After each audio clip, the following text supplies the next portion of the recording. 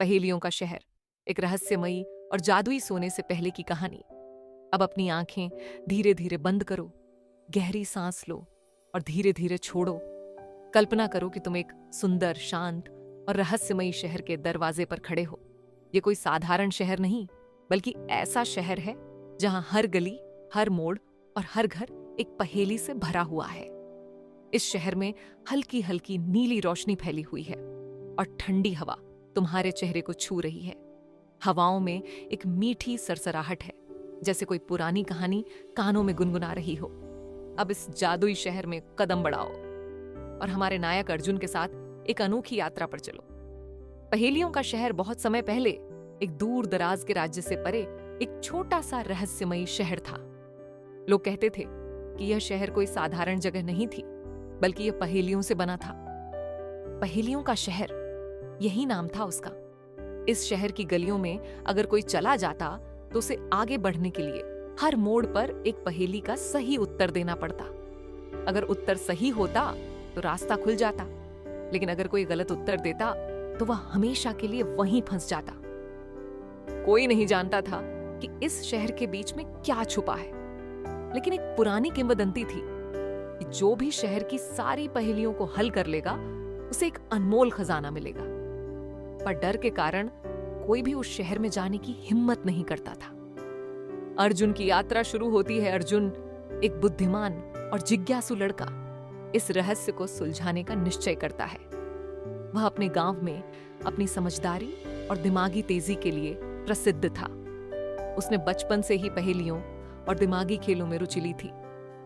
जब उसने इस रहस्यमयी शहर के बारे में सुना तो उसने तय किया कि वह वहां जाकर इस पहेली को सुलझाएगा। उसने अपने सफर की तैयारी की और एक दिन सूरज ढलते ही शहर की ओर निकल पड़ा। पहली पहेली, जादुई दरवाजा। जब अर्जुन शहर के विशाल दरवाजे पर पहुंचा तो वह खुद ब खुद बोल उठा। पहेली सुनो। एक घर ऐसा जो बिना दरवाजे का है, अंदर कुछ है जो सिर्फ रोशनी में दिखता है। अर्जुन ने कुछ देर सोचा और फिर मुस्कुराकर जवाब दिया, आंख। दरवाजा तुरंत खुल गया और अर्जुन शहर के अंदर चला गया।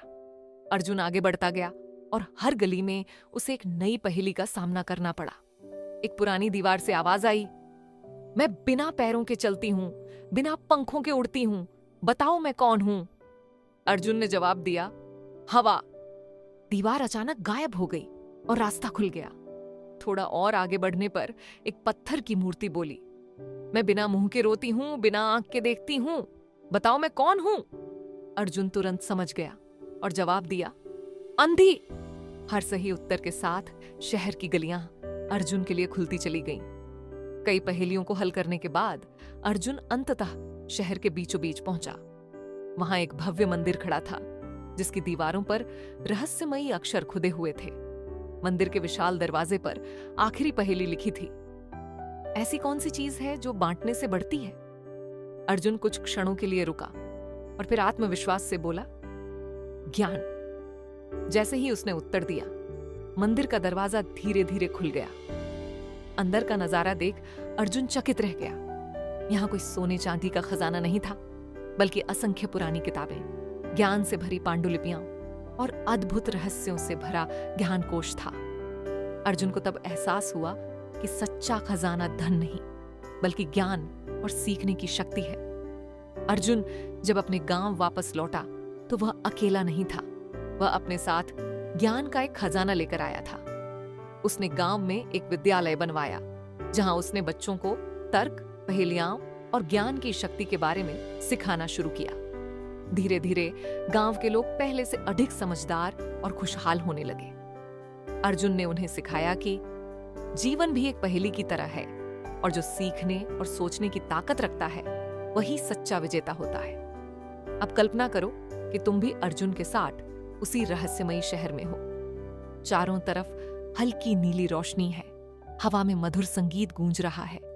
मंदिर के सामने एक सुंदर झरना बह रहा है, जिसका पानी चमक रहा है। तुम गहरी सांस लेते हो और छोड़ते हो। महसूस करो कि तुम हल्के होते जा रहे हो, जैसे सारा तनाव और सारी चिंताएं बह रही हों। अब तुम्हारी पलकों पर हल्की नींद छा रही है। धीरे धीरे तुम सुकून भरी नींद में जा रहे हो। जहां तुम्हारे सपने भी रहस्यमयी और सुंदर होंगे। शुभ रात्रि। कहानी की सीख जीवन एक पहेली की तरह है। जो सोचता है, सीखता है और समझदारी से आगे बढ़ता है, वही सच्चा विजेता होता है।